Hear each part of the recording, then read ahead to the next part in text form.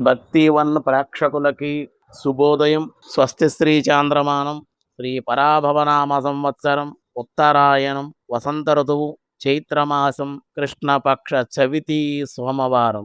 చవితి రోజు మధ్యాహ్నం 12 గంటల 1 నిమిషం వరకు, అనురాధ నక్షత్రం రాత్రి 12 గంటల 59 నిమిషాల వరకు, సిద్ధియోగం ఉదయం 1:52, బాలువ మధ్యాహ్నం 12:01, కౌలవకరణం రాత్రి 1:03. ఈరోజు వర్జ్యం లేదు. పగల దుర్ముహూర్తం 12 గంటల 26 నిమిషాల నుండి 1:15 నిమిషాల వరకు, మళ్ళీ మధ్యాహ్నం 2 గంటల 53 నిమిషాల నుండి 3 గంటల 43 నిమిషాల వరకు దుర్ముహూర్తాలు ఉన్నాయి. సూర్యోదయం 5:55, సూర్యాస్తమయం 6:10.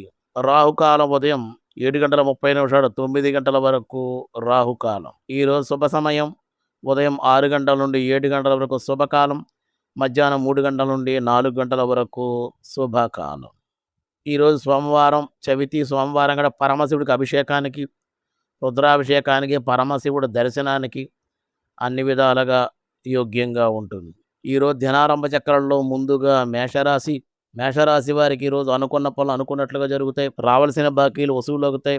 ధనానికి ఏ విధమైన లోటు కూడా ఉండదు. తదుపరి వృషభ రాశి వారి ఆకస్మిక ధనలాభం, ఆకస్మిక ప్రయాణాలు కొంచెం ఆనందాన్ని ఇచ్చే అవకాశం ఉంది. సాయంత్రం సమయంలో దేవాలయ దర్శనాలు కూడా ఉండే అవకాశం ఉంది. తదుపరి మిథున రాశి వారికి ఈరోజు మిశ్రమదాయకంగా ఉంది.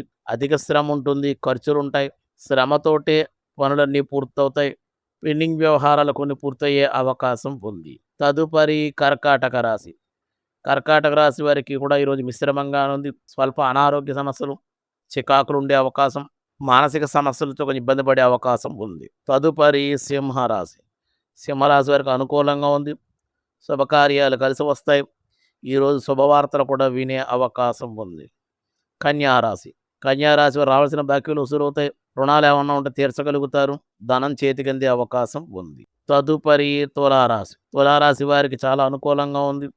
ఇంట్లో శుభకార్యాలు, దానివల్ల అధిక ఖర్చులు ఉంటాయి. శుభమూలికంగానే వ్యయం ఖర్చు అయ్యే అవకాశాలు, ప్రయాణాలు, అలసట లేకుండా ఉండే అవకాశం, అలాగే బంధువర్గంతో ఇష్టాగోష్ఠి. తదుపరి వృశ్చిక రాశి, బంధువుల కలయిక, ఆకస్మిక ప్రయాణాలు, కుటుంబంతో విహారయాత్రలు, విందులు కూడా ఉండే అవకాశం ఉంది. తదుపరి ధనుసు రాశి వారికి శుభకార్య నిర్వహణ, బంధుమిత్రులు రాక ఆనందాన్ని ఇచ్చే అవకాశం ఉంది. అలాగే శుభవార్తలు వినే అవకాశం కూడా ఉంది. విదేశీ ప్రయాణాలకి అనుకూలం. విదేశాల నుంచి రావాల్సిన పత్రాలు కూడా చేతికి అందే అవకాశం ఉంది. మకర రాశి వారికి ఈరోజు మిశ్రమంగా ఉంది.